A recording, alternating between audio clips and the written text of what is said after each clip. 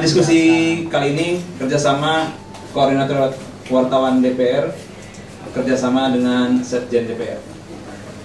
Ada 3 pembicara dalam diskusi kali ini. Pertama Bapak Mas Bobi Rizaldi, anggota Komisi 7 dari fraksi Partai Golkar. Terus Mas Irman Putra Sidin, pakar hukum tata negara, yang juga menggugat salah satu penggugat ke MK mengenai RUU Migas ya. Saksi ahli, saksi ahli dalam menggugat undang-undang migas ke MK dan beberapa dikabulkan. Terus ahli perminyakan kita Bapak Dr. Kurtubi masih dalam perjalanan dari bandara yang mudah-mudahan dalam waktu cepat segera tiba. Karut marut RUU Migas ini puncaknya salah satunya adalah dengan kasus kemarin ya, Profesor Rubiandini menerima suap dan itu menjadi di blow up oleh media massa, dan ini seperti menjadi puncak gunung es. Sebenarnya masih banyak kasus-kasus lain yang terkait dengan karut marut industri perminyakan di dalam negeri. Nah, Komisi 7 akan mencoba untuk memperbaiki karut marut ini dengan melakukan revisi undang-undang migas. Tapi seperti yang saya lihat dari RUU Migas yang saya terima per 2 Juli, ini sebenarnya seperti tidak terlalu ada perbedaan ya. SKK Migas, BP Migas, BP Migas, SKK Migas, terus sekarang juga ada juga nanti lembaga. Sepertinya tidak ada perubahan. Mungkin nanti bisa ditanggapi oleh Mas Bobi, tapi sekarang kita ke pakar tata negara yang juga ahli, saksi ahli dalam menggugat ke MK. Seperti apa sebenarnya dalam pandangan pakar tata negara dan juga ahli yang menggugat ke MK kemarin, RUU Migas yang sekarang ini, apakah akan lebih baik atau memang sama saja? Silakan ke Mas Irman. Ya, terima kasih. Assalamualaikum warahmatullahi wabarakatuh. Dan selamat siang teman-teman semua.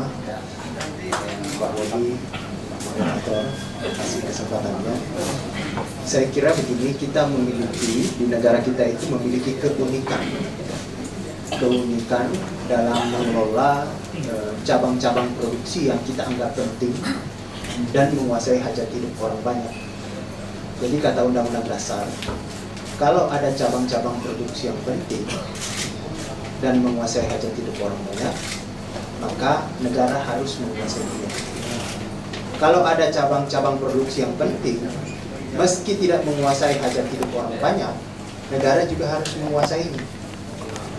Meski juga cabang itu tidak penting, tapi menguasai hajat hidup orang banyak seperti tempe itu, negara juga harus menguasainya supaya tidak seperti sekarang tuh hilang semua tempe di pasaran. Itu kan cabang produksi yang tidak penting, tapi nampaknya teriak-teriak semua orang tentang tempe itu. Itu berarti saya pikir-pikir nampaknya tempe ini adalah cabang produksi yang tidak terlalu penting mungkin bagi negara, tapi ternyata menguasai hajat hidup orang banyak. Negara harus menguasainya. Negara tidak bisa dilempar begitu saja, dibiarkan petani, pasar dan lain sebagainya. Seperti itu, negara harus menguasainya. Nah, inilah keunikan yang kita miliki dibanding berbagai negara di dunia ini. India ternyata tidak memiliki pasal seperti pasal 33 ini di konstitusinya, tapi negaranya ternyata juga menguasainya. Bahkan di India itu harga beras dipatok dengan undang-undang.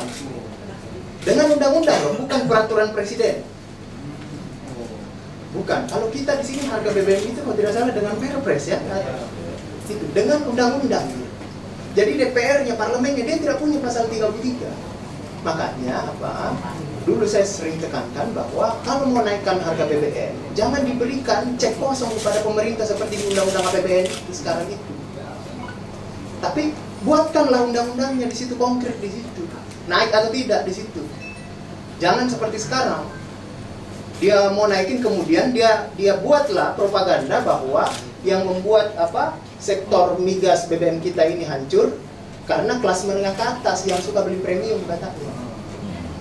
Padahal tidak haram itu kelas atas beli premium, nggak haram. Nggak haram itu mobil Bentley beli premium, mobilnya sendiri aja yang rusak, nggak masalah menurut Undang-Undang Dasar, karena itu haknya dia. Itu haknya dia, tidak bisa kita paksakan. Konglomerat itu harus sarapan di restoran tiap pagi. Boleh dia mau masuk di warteg juga nggak apa-apa. Seperti itu. Nah itulah apa yang dimaksud dengan pasal 33 bahwa bumi, air, serta kekayaan alam yang terkandung di dalamnya berikut cabang produksi yang kita anggap penting dan atau menguasai hajat hidup orang banyak dikuasai oleh negara untuk kemakmuran rakyat sebesar-besarnya. Apa yang dimaksud rakyat dalam Undang-Undang Dasar itu tidak mengenal kelas sosial. Apakah dia kelas miskin, menengah, atau atas, seluruh rakyat berhak untuk menikmati semaksimalnya cabang produksi bumi, air, serta kekayaan alam itu. Jadi apa? Dulu saya berikan saran kepada pemerintah ketika mau membatasi mobil ber-cc kecil saja yang boleh beli premium, ya.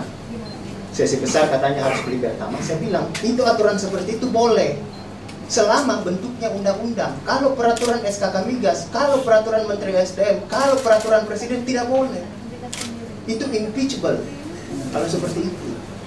Kalau undang-undang persetujuan DPR, artinya seluruh rakyat sepakat, udahlah kita ini yang punya mobil Alphard, udahlah kita sepakat beli Pertamax aja, kan? Kalau perlu kita tambahin berlian di dalamnya biar lebih mahal lagi di situ, kan? Kita cari emas di situ biar lebih mahal, nggak apa-apa. Tapi itu harus dengan undang-undang, gitu. Karena rakyat menurut Undang-Undang Dasar itu adalah tidak mengenal kasta sosial, makanya semenjak itu pemerintah tolak tarik terus, bingung mengeluarkan kebijakan itu bagaimana situ. Karena itu tidak bisa kecuali undang-undang yang mengeksekusinya melalui persetujuan rakyat melalui wakilnya di DPR. Nah, apa yang dimaksud lagi kemakmuran rakyat sebesar-besarnya menurut Undang-Undang Dasar? Kemakmuran itu ada 3. Distribusi cabang produksi itu merata di seluruh Indonesia, ya. Dia tidak boleh hilang di pasaran, itu yang dimaksud dengan ketahanannya. Dan dia terjangkau harganya. Jadi ada 3 itemnya di situ, tersedia barangnya, terjangkau harganya, distribusinya kita bisa merata. Itulah yang dimaksud dengan kemakmuran. Makanya tidak boleh ada tempe di daerah sana itu tidak ada, minyak di daerah sana pompa bensinnya tidak boleh seperti itu. Kemudian di sana tinggi harganya, itu melanggar pasal 33 kalau seperti itu. Misalnya di Papua harga BBM tinggi karena langka, itu berarti pasal 33 tidak terpenuhi. Tidak menjamin distribusi yang merata seperti itu. Jadi biar juga murah harganya, terjangkau harganya. Tapi kalau distribusinya dan tidak merata, kemudian itu tidak menjamin ketahanan ketersediaannya, tidak tersedia ketika kita mau beli, maka itu juga tidak memenuhi pasal 33. Nah, kata Undang-Undang Dasar,